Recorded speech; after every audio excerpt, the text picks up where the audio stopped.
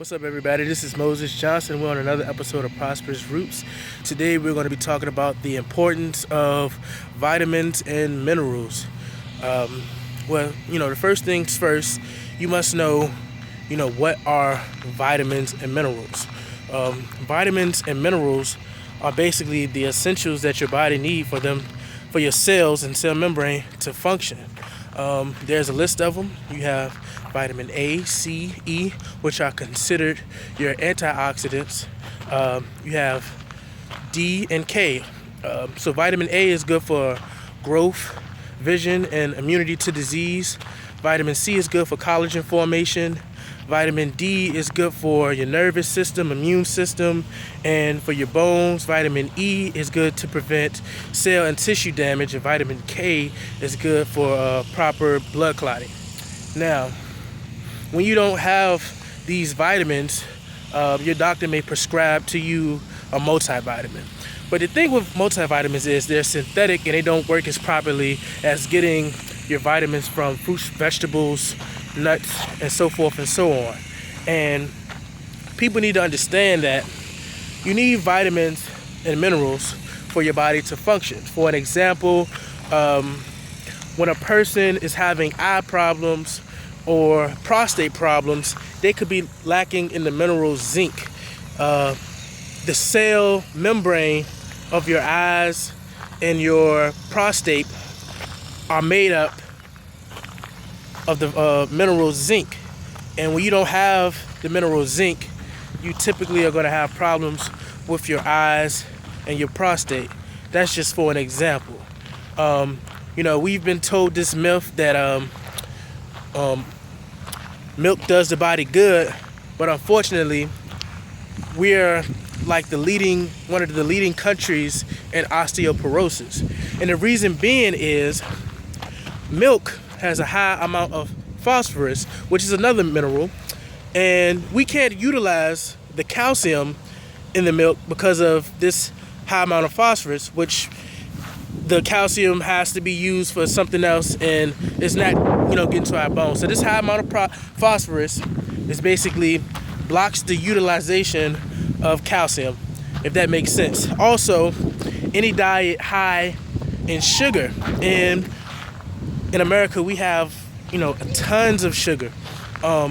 Sugar causes calcium to be lost in the urine. Also, sugar, blocks the absorption, and, your body has to pull magnesium and calcium from your teeth to control, and your teeth and your bones to keep the blood calcium levels within its limit. And this is the dangers of sugar and dairy products. And to make things simple, cow milk was meant for a cow, just like your mother's milk is meant for you. And a lot of folks are lactose intolerant, and it's because we lack the lactate enzyme. I believe I'm saying it right. We lack the lactate enzyme for us to metabolize these certain foods and drinks and stuff like that, such as milk. So it's really not meant for our body. Another thing, people, are illiterate of what an antioxidant is.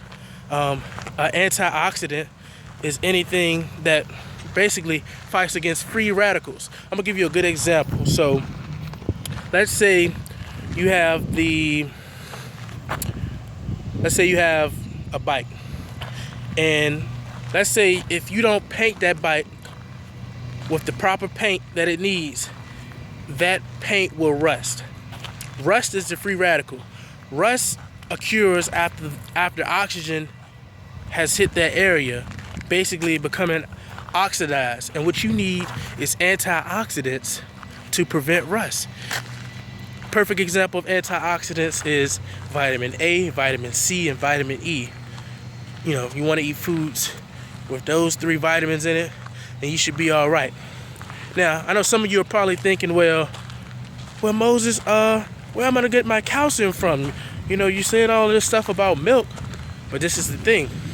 Where did the cow get its calcium from? You see, this is how things work.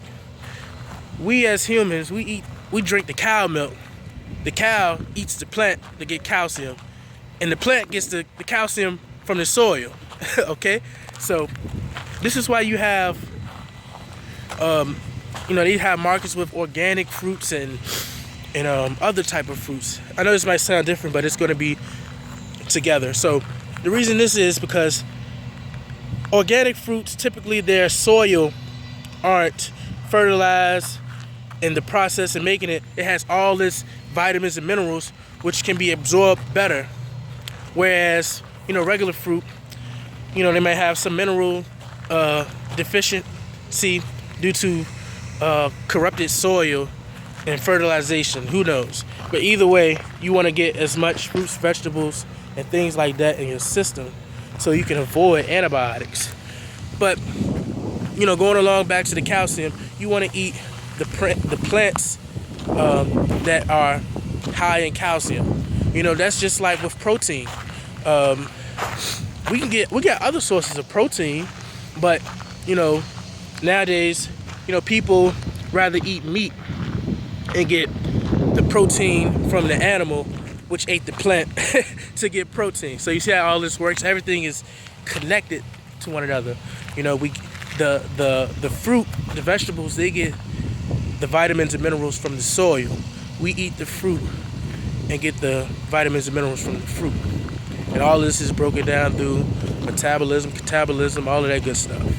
So I just want to let that be known. What else can I share with you all? Let's see.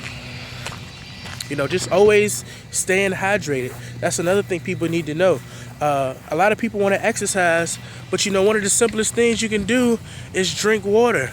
Look at your urine when you wake up in the morning.